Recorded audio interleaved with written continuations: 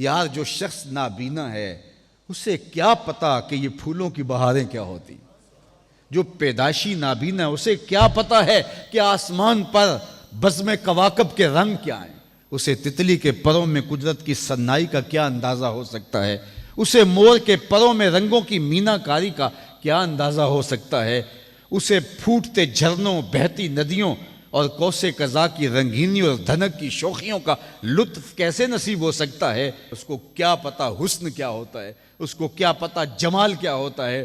اسی طرح جس کے دل کی آنکھ اندھی ہے اسے کیا پتا ہے کہ جمال خدا کیا ہوتا ہے، اسے کیا پتا ہے کہ سجدے کی لذت کیا ہوتی ہے، اسے کیا پتا ہے رکوع اور قیام کا مزہ کیا ہوتا ہے، اسے کیا پتا ہے کہ روزے کا سرور کیا ہوتا ہے۔ تو اگر ہم اپنے دل کے میل اتاریں گے تو دل کی آنکھیں کھلیں گی تو پھر زندگی کا لطف آنا شروع ہوگا، پھر پتہ چلے گا اسلام کیا ہے، پھر پتہ چلے گا دین کیا ہے۔ اللہ اکبر۔ اسی لیے قرآن نے کہا من کان فی ہذہ اعمی فہو فی الآخرۃ اعمی واضل سبیلا، جو دنیا میں اندھا رہا کل قیامت کے دن بھی نابینا اٹھایا جائے گا۔ اس سے ان آنکھوں کی بے نوری مراد نہیں ہے، دل کی بے نوری مراد ہے۔ اقبال نے کہا تھا دل بینا بھی کر طلب خدا سے، کہ آنکھ کا نور دل کا نور نہیں، آنکھ کا نور اور ہے دل کا نور اور ہے۔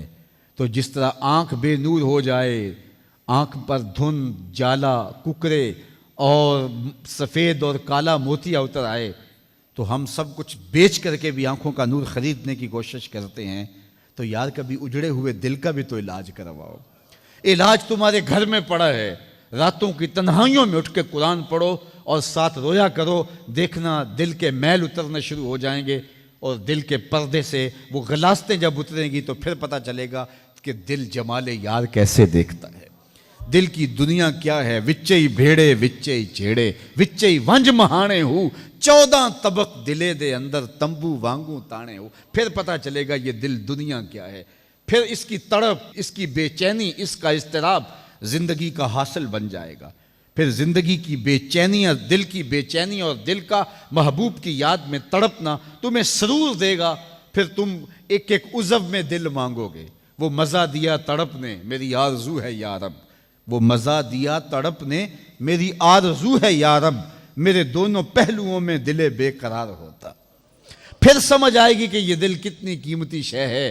اللہ نے بدن میں آنکھیں بھی 2 رکھی ہیں، کان بھی 2 رکھے ہیں، ہاتھ اور پاؤں بھی 2 رکھے ہیں، لیکن دل ایک ہی رکھا ہے، اور دل عرش اللہ ہے، اللہ کا عرش ہے۔ پھر پتہ چلے گا۔ تو آئیے دل سے زنگ اتاریں، میل اتاریں، دل مصفہ ہو، دل خوبصورت بن جائے، پھر دل کی کشکول پھیلا کے پھر عرض کریں ہر تمنا دل سے رخصت ہو گئی، اب تو آجا، اب تو خلوت ہو گئی۔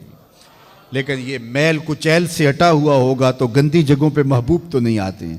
تو حسد، حقد، کینے، بغض، نفرتیں یہ ہم پالے رکھتے ہیں۔ اپنی زندگی کو ہم نے خود بوجھل بنایا ہوا ہے۔ میاں حسد کرنے سے محسود کا کیا ہوگا؟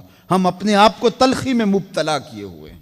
بغض رکھنے سے مبغوض کا کیا ہوگا؟ ہم اپنے آپ کو بوجھ میں مبتلا کیے ہوئے۔ تو اپنے دل سے یہ سارے بوجھ اتار کر کے جب دل کو مصفہ اور مزکہ کریں گے تو پھر دیکھیے کہ دل کے آئینے میں کیسے جمال یار دکھائی دیتا ہے۔ تو اس دل کی اصلاح ہوگی کثرت کے ساتھ قرآن مجید کی تلاوت کرنے سے۔ تو راتوں کی تنہائیوں میں اٹھ کے قرآن پڑھو، دیکھنا کہ کیسے دل کے زنگ اترتے ہیں۔ بعض لوگ بڑی عجیب خبر سناتے ہیں، میاں تمہیں کیسے پتہ؟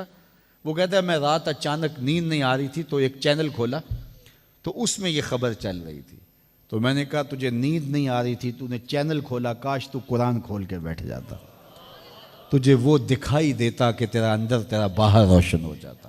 تو راتوں کی تنہائیوں میں اٹھ کے قرآن مجید پڑھنے کا مزاج پیدا کریں، اپنی صبح کا آغاز قرآن مجید کی تلاوت سے کریں، اپنے دن کو سمیٹیں، سونے کی تیاری کریں، سورہ ملک سے اپنے معاملات کو سمیٹیں۔ یہ چند دن کر کے دیکھ لیں۔